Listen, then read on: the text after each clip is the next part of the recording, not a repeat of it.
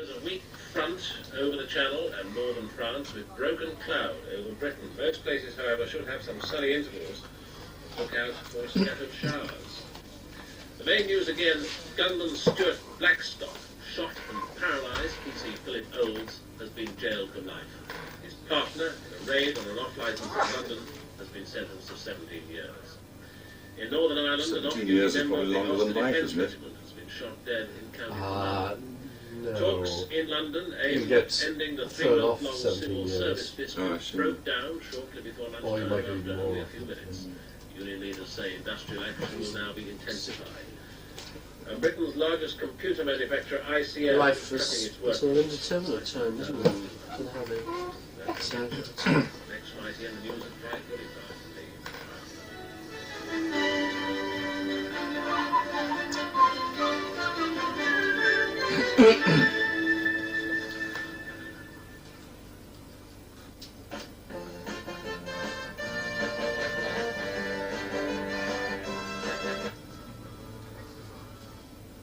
Now the regional news.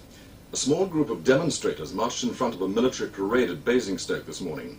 Initially, the police allowed the placard-carrying protesters to form up in front of 300 soldiers of the Royal Hampshire Regiment, but they attracted so much abuse from the crowd that they were taken away by the police for their own safety. Thousands of people were forced to walk or drive to work in Reading this morning because of a bus strike. More than 190 Reading transport drivers refused to take their vehicles out of the Mill Lane depot because of a dispute over council plans to reduce their overtime payments. Isle of Wight police have appealed for help in finding a Yorkshire coach driver who vanished without trace at Sandown nearly a fortnight ago. 2 days after arriving at his hotel, 50-year-old William Patterson told colleagues he was going to clean his coach and he hasn't been seen since. He's said to be heavily built with greying and receding brown hair. He speaks with a Scottish accent. All the groups directly affected by the Southampton Docks dispute have been meeting all morning at the local offices of the British Transport Docks Board. The board, together with port employers and unions, are hoping to thrash out a solution to the prolonged dispute, as Steve Harris reports. And the Dock Labour Board now completing its 5th week. Many people are starting to question the future viability of Southampton Docks.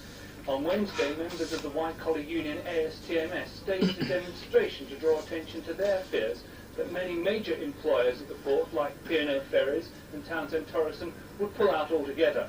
Since then, 2 companies, Dart Container Lines and ABC, have done just that, transferring their operations to Felixstowe and Tilbury respectively. However, officials of ASTMS believe that the bridge building work that they did on Wednesday did something to bring the 2 sides together.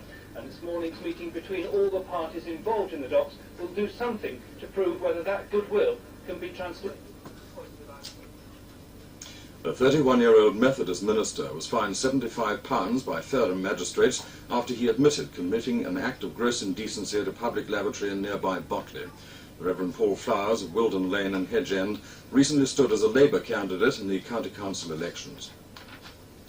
The Bluebell Railway Line in Sussex say their latest acquisition will go into service in 8 days' time. She's a giant steam engine named Stowe, which has been lent by Lord Montague of Beaulieu. 1,000 workers from the Pirelli General cable-making firm attended a mass meeting at Southampton Guildhall this morning. They're on a one-day strike called by the Transport Workers Union over a dispute about bonus payments.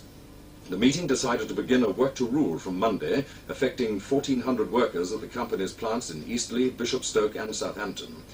It was also agreed to begin an all-out strike if the management take disciplinary action. Members of Basingstoke's Leisure Committee have agreed to continue supporting the town's twinning links with Alençon in France. Earlier this week, the mayor, Roger Morris, said the bond may have to be cut following a row at a joint sports meeting at Alençon. The French mayor, Pierre Mauger, upset the Hampshire visitors by using his speech of welcome to attack British policy in Northern Ireland. And that's all the Southern news. Next, Trevor with the Southern weather. Southern weather.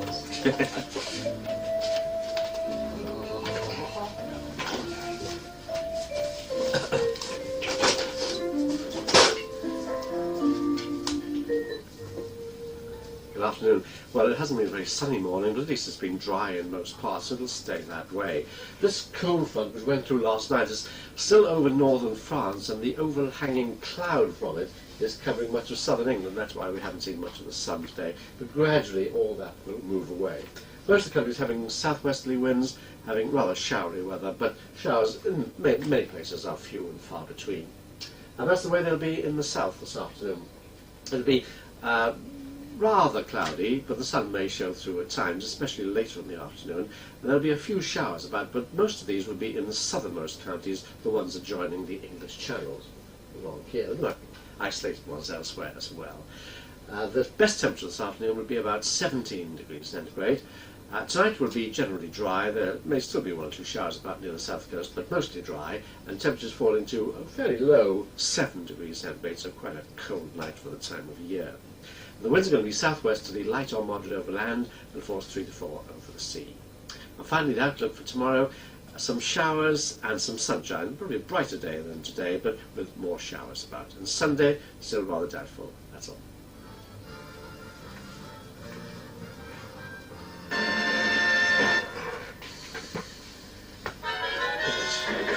Are we still under surveillance? I think so, yes. Then how do you explain that?